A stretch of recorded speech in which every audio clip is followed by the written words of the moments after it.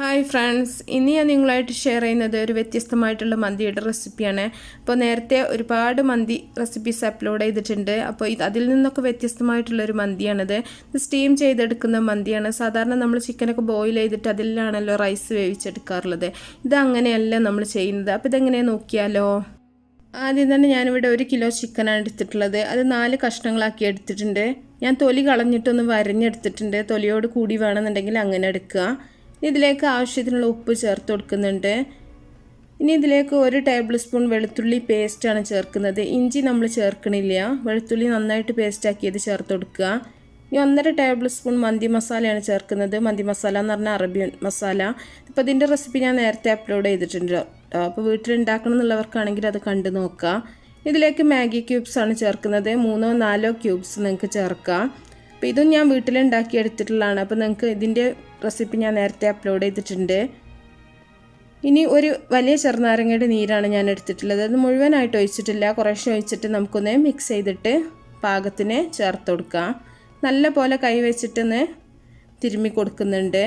ഇതിലേക്ക് നിങ്ങൾ ഒരു 1/4 ടീസ്പൂൺ മഞ്ഞൾപ്പൊടിയും കൂടെ ചേർക്കുക. ഞാൻ മഞ്ഞൾ ഈ ഒരു സമയത്ത് ചേർക്കാൻ വിട്ടുപോയിട്ടുണ്ടായിരുന്നു. അപ്പോൾ കുറച്ച് വൈകിയാണ് ഞാൻ ചേർത്തിട്ടുണ്ടായിരുന്നത്. അപ്പോൾ നിങ്ങൾ ഈ ഒരു സമയത്ത് കുറച്ച് മഞ്ഞളും കൂടെ ചേർത്ത് കൊടുക്കുക. അപ്പോൾ മഞ്ഞൾ ചേർക്കണില്ല എന്നുണ്ടെങ്കിൽ നിങ്ങൾക്ക് കുങ്കുമപ്പൂ ഉണ്ടെങ്കിൽ അത് ചേർത്ത് കൊടുത്താൽ മതി. എന്നാലും ചിക്കന് നല്ലൊരു യെല്ലോ കളർ കിട്ടും. ഇതിലേക്ക് കുറച്ച് ഉരുളക്കിഴങ്ങ് വലിയ കഷ്ണങ്ങളാക്കി എടുത്തിട്ടുള്ളതാണ്, അതും കൂടെ ചേർക്കുന്നുണ്ട്. ഉരുളക്കിഴങ്ങ് സാധാരണ മന്തിയിൽ ചേർക്കാറില്ല, പക്ഷെ ഇതിൽ നമ്മൾ ചേർക്കുമ്പോൾ നല്ലൊരു ടേസ്റ്റ് കിട്ടുന്നുണ്ട്. ഈ ചിക്കൻ്റെ കൂടെ ഈ ഉരുളക്കിഴങ്ങ് കൂടെ കഴിക്കുകയാണെങ്കിൽ നല്ലൊരു ടേസ്റ്റാണ് കേട്ടോ. കുട്ടികൾക്കൊക്കെ ഒരുപാട് ഇഷ്ടപ്പെടും. ഇത് നമ്മൾ ബോയിൽ ചെയ്തിട്ടുള്ള പൊട്ടാറ്റോ ആയതുകൊണ്ട് തന്നെ നല്ലതും ആണ് കുട്ടികൾക്കൊക്കെ കൊടുക്കാനായിട്ട്. അപ്പോൾ നല്ല പോലെ മസാല ഒന്ന് തേച്ച് പിടിപ്പിക്കുക. ഉപ്പൊക്കെ നിങ്ങൾ കറക്റ്റ് ആണോ എന്നൊക്കെ ചെക്ക് ചെയ്യുക കേട്ടോ. ഉരുളക്കിഴങ്ങിലൊക്കെ അത്യാവശ്യത്തിന് ഉപ്പ് വേണ്ടി വരും. അപ്പോൾ ഞാൻ മഞ്ഞളും കൂടെ ചേർത്തിട്ടുണ്ട്. മഞ്ഞൾ ലാസ്റ്റാണ് ഞാൻ ചേർത്തിട്ടുണ്ടായിരുന്നത്. ഇനി നമുക്ക് 1 ടേബിൾ സ്പൂൺ ഓയിലും കൂടെ ഒഴിച്ചിട്ടൊന്ന് മാരിനേറ്റ് ചെയ്ത് വെക്കുക. ഓയിൽ പറഞ്ഞാൽ നിങ്ങൾക്ക് ഒലിവ് ഓയിൽ വേണമെങ്കിൽ ഒഴിക്കുക, വെജിറ്റബിൾസ് ഓയിലോ സൺഫ്ലവർ ഓയിലോ ഒക്കെ ഒഴിക്കുക കേട്ടോ. ഇനി നമ്മളൊരു 3 മണിക്കൂറെങ്കിലും ഇത് വെക്കുകയാണെങ്കിൽ അത്രയും നല്ലതാണ്. ഈ ചോറ് ഉണ്ടാക്കാൻ വേണ്ടി ഒരു പാത്രം അടുപ്പത്ത് വെച്ചിട്ട് അതിലേക്ക് കുറച്ച് ഓയിൽ ഒഴിക്കുന്നുണ്ട്. ഒരിക്കലും മന്തി ഉണ്ടാക്കാനൊന്നും നെയ്യ് ഒഴിക്കരുത് കേട്ടോ. നിങ്ങൾക്ക് വേണമെന്നുണ്ടെങ്കിൽ ഒലിവ് ഓയിൽ ഒഴിക്കുക, അല്ലെങ്കിൽ ബട്ടർ ചേർത്ത് കൊടുക്കുക. ഓയിൽ തന്നെ ചെയ്യാണ് ഏറ്റവും നല്ലത്. ഇനി ഇതിലേക്ക് ഒരു ബേ ലീഫ്, അതുപോലെ ഒരു കഷ്ണം പട്ട, ഒരു 4 ഏലക്ക, അതുപോലെ ഒരു 4-5 ഗ്രാമ്പു, കുറച്ച് കുരുമുളക്, ഇതെല്ലാം കൂടെ ഒന്ന് ചേർത്തിട്ടുണ്ട്. അപ്പോൾ നമ്മൾ 1 കിലോ അരിയിലാണ് ചെയ്യുന്നത്. അപ്പോൾ ഇത്രയും മസാല മതി, ഇതിലും കൂടുതൽ എടുക്കേണ്ട ആവശ്യമില്ല കേട്ടോ. അപ്പോൾ ഇതൊന്ന് പൊട്ടി വരുന്ന സമയത്ത് നമ്മളിതിലേക്ക് ഒരു വലിയ ഉള്ളി അരിഞ്ഞത് ചേർത്ത് കൊടുക്കുന്നത്. ഇത് പൊട്ടി വരുന്ന സമയത്ത് നല്ലൊരു സ്മെല്ല് വരും. ആ ഒരു സമയത്ത് നിങ്ങൾ ഉള്ളി ചേർത്ത് കൊടുത്താൽ മതി. അപ്പോൾ 1 ഉള്ളി എടുത്തിട്ടുള്ളൂ ഞാൻ. ഇനി ഉള്ളി ഒരുപാട് ബ്രൗൺ കളർ ആക്കാതെ കളർ അധികം ചേഞ്ച് ആവുന്നതിൻ്റെ അടുക്ക് തന്നെ നമുക്കിതിലേക്ക് വെള്ളം ഒഴിച്ചു കൊടുക്കണം. അരിക്ക് ആവശ്യമായിട്ടുള്ള വെള്ളം അളന്നിട്ട് തന്നെ ഒഴിക്കുക. അപ്പോൾ എപ്പോഴും പറയുന്ന പോലെ തന്നെ 1 ഗ്ലാസ് അരിക്ക് 1.5 ഗ്ലാസ് വെള്ളം എന്നുള്ള രീതിയിൽ എടുക്കുക. ഈ ചില അരിക്ക് വ്യത്യാസങ്ങളൊക്കെ ഉണ്ടാവും, അപ്പോൾ നിങ്ങൾ വെച്ച് നോക്കുന്നവരാണെങ്കിൽ മനസ്സിലാവും. ഇതിലേക്ക് ആവശ്യത്തിനുള്ള ഉപ്പ് ചേർത്ത് കൊടുക്കുന്നുണ്ട്. ചില അരിക്ക് 1 ഗ്ലാസ്സിന് 2 ഗ്ലാസ് വെള്ളം വേണ്ടി വരും കേട്ടോ. ഇതിലേക്ക് കുറച്ച് പച്ചമുളക് ചേർക്കുന്നുണ്ട്, അതുപോലെ ഒരു ഉണങ്ങിയ നാരങ്ങയും കൂടെ ചേർക്കുന്നുണ്ട്. പച്ചമുളകൊക്കെ നിങ്ങൾക്ക് ഇഷ്ടത്തിനനുസരിച്ച് ചേർത്ത് കൊടുക്കുക. ഇനി നമ്മൾ കഴുകി കുതിർത്ത് വെച്ചിട്ടുള്ള അരിയാണിത്. ഇപ്പോൾ 1 കിലോ അരിയാണ് ഞാൻ എടുത്തിട്ടുള്ളത്, അതും കൂടെ ചേർത്തിട്ടുണ്ട്. അപ്പോൾ നമ്മൾ മന്തിയൊക്കെ ഉണ്ടാക്കാൻ എപ്പോഴും ലോങ് ഗ്രെയിൻ റൈസാണ് എടുക്കുക, നീളമുള്ള അരിയാണ് എടുക്കുക.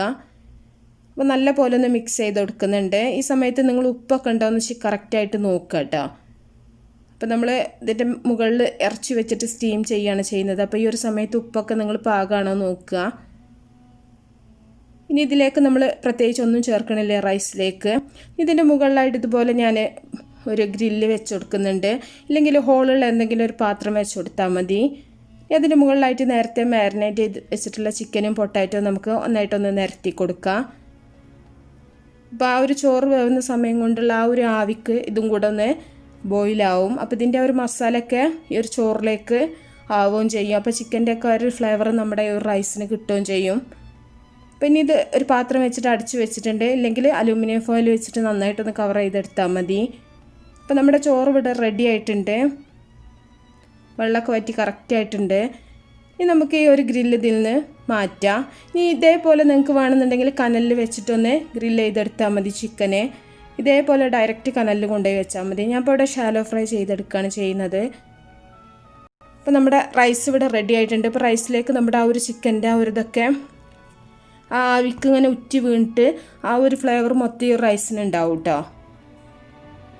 ഇനി നമുക്കിതൊന്ന് ഷാലോ ഫ്രൈ ചെയ്തെടുക്കാം. ഒരുപാട് ഫ്രൈ ആക്കേണ്ട ആവശ്യമൊന്നുമില്ല. കുറച്ച് ഓയിലൊന്ന് ഒഴിച്ചിട്ട് 1-2 ഭാഗം ഒന്ന് മൊരിയിച്ചെടുത്താൽ മതി. അപ്പോൾ ഇങ്ങനെ ബോയിൽ ചെയ്തിട്ട് കഴിക്കണം എന്നുള്ളവർക്ക് അങ്ങനെ കഴിക്കാം കേട്ടോ. അപ്പോൾ കുട്ടികൾക്കൊക്കെ ഇഷ്ടമാണെങ്കിൽ ഒന്നും കൂടെ നമ്മളൊന്ന് ഫ്രൈ ചെയ്യുകയാണെങ്കിൽ ഒന്നും കൂടെ അവർക്കൊക്കെ ഇഷ്ടപ്പെടും. ഇപ്പോൾ പൊട്ടാറ്റോ ഒക്കെ നന്നായിട്ട് തന്നെ കുക്കായിട്ടുണ്ട്. അപ്പോൾ നമുക്ക് വെറുതെ ഒന്ന് മൊരിയിച്ചെടുക്കുക, അത്രയേ ഉള്ളൂ. അപ്പോൾ ഒരു ഭാഗം റെഡിയാകുമ്പം തിരിച്ചിട്ട് കൊടുക്കുന്നുണ്ട്. അപ്പോൾ 2 ഭാഗം റെഡിയാകുമ്പോൾ നമുക്കിത് ചോറിൻ്റെ മുകളിൽ വെച്ചിട്ട് നമുക്ക് കനൽ വെച്ചിട്ട് അടച്ചു വെക്കാം. അപ്പോൾ നല്ല ടേസ്റ്റി ആയിട്ടുള്ള അതുപോലെ വളരെ എളുപ്പത്തിൽ ഉണ്ടാക്കാൻ പറ്റുന്നൊരു മന്തി റെസിപ്പിയാണിത്.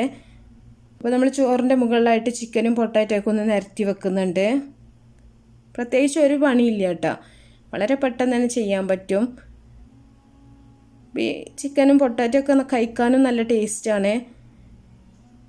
അപ്പോൾ നമുക്ക് ചാർക്കോൽ വെച്ചിട്ട് ഓയിൽ ഒഴിച്ചിട്ടുണ്ട്. ഇനി അടച്ച് വെച്ചിട്ട് ഒരു 10-15 മിനിറ്റ് നമുക്കിതൊന്ന് ദം ചെയ്തെടുക്കാം. അപ്പോൾ നമ്മുടെ ചോറ് ഇവിടെ റെഡി ആയിട്ടുണ്ട്. നമുക്കിത് സെർവ് ചെയ്യാം. നല്ല പെർഫെക്റ്റ് ആയിട്ട് തന്നെ നമുക്ക് ചോറ് കിട്ടിയിട്ടുണ്ട്. വേവൊക്കെ നല്ല കറക്റ്റാണ് കേട്ടോ. അപ്പോൾ നിങ്ങളെല്ലാവരും ഉണ്ടാക്കി നോക്കുക. അപ്പോൾ നല്ല ടേസ്റ്റാണ്. അപ്പോൾ ബാക്കിയുള്ള റെസിപ്പീസൊക്കെ അതുപോലെ കണ്ട് നിങ്ങൾക്ക് ഇഷ്ടപ്പെടുകയാണെങ്കിൽ സപ്പോർട്ട് ചെയ്യുക. അതുപോലെ ലൈക്ക് ചെയ്യാനും ഷെയർ ചെയ്യാനും നിങ്ങൾ മറക്കരുത്. അപ്പോൾ നല്ല നല്ല റെസിപ്പികളൊക്കെ ആയിട്ട് നമുക്ക് അടുത്തൊരു വീഡിയോയിൽ കാണാം.